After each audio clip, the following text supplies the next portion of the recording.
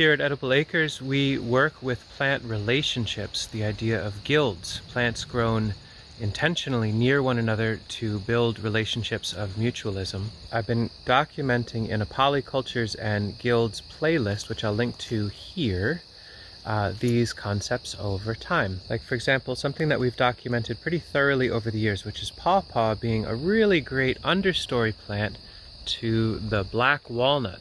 The black walnut was here.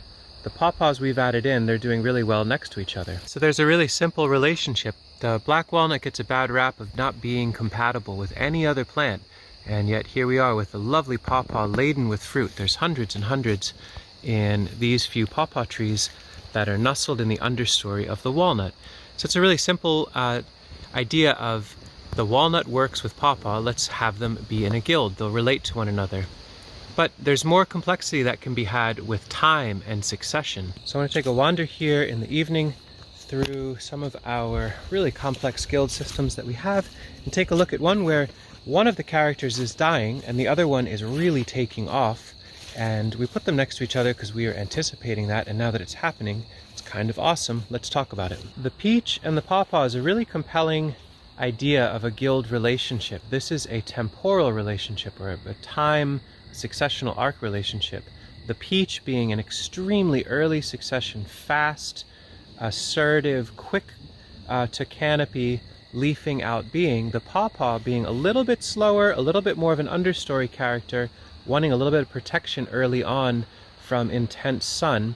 And the two of them switching roles over time. You can see the trunk of this peach here and going up.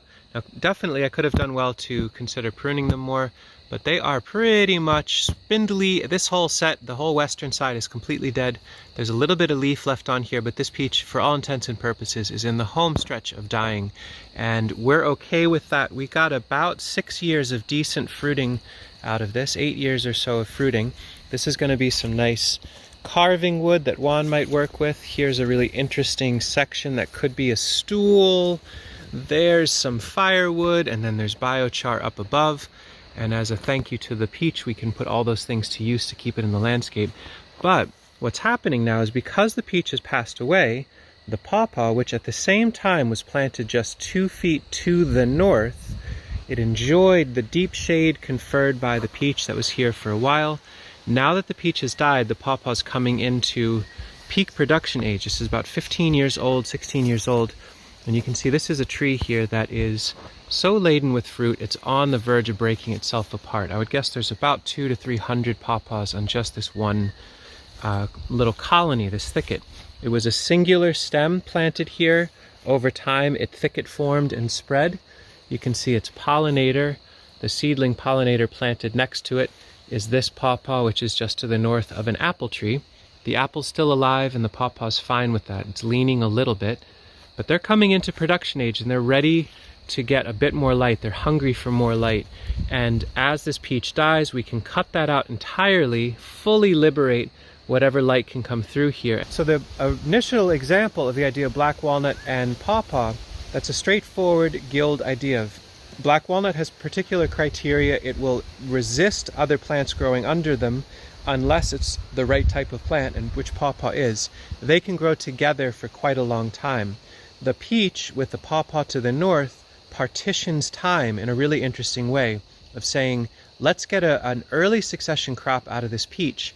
If this was full sun, we could think about a Morpha fruticosa or river locust, maybe a gumi, an autumn olive, another nitrogen fixer amplifier for the peach to get them to pop really fast up into the canopy, get a ton of light, offer fruit for a bunch of years, we can save seed, and then the pawpaw can quietly, slowly, steadily move up underneath the peach, and when the peach dies, we are excited because now the pawpaw's at a time where it's ready for more light. We can think about that temporal relationship in a lot of guilds. So here's a chestnut tree with a mulberry. They've been growing together, and there's going to be a release at some point where I zero out the mulberry to really let the chestnut spread and sprawl. But with the two of them growing together, it created an upward pressure to bring the chestnut higher, shaping it a little bit more into a canopy tree rather than a wide sprawling yard tree. So that's two plants working, or a few plants working next to one another. This sycamore is doing the same thing, this English walnut doing the same thing of pushing the chestnut up We can cut those if need be or see if they're compatible. But the idea of these plants relating to one another, applying pressures or applying support, and over time one or more being modified, there's not a persistent final thing to happen in a food forest. It's constantly cutting and adjusting and pushing and pulling. And that's where I find this idea of the peach and the pawpaw such a good reminder. It's like a signature of the concept of the guild of time. Early, fast, pop up, do its thing, give a yield within a few years, slow and steady, slow burn and growing. We could even think about a hickory or a pecan, a million different ways that plants can relate to one another. And this whole idea of plants hate being near each other, it's a pitched competition and they try to kill and blah, blah, blah. It doesn't seem to actually be true in nature. And the idea of planting multiple beings near one another with the idea of some being for early succession, some being for later, some for nitrogen to feed the one that's the keystone or the more important.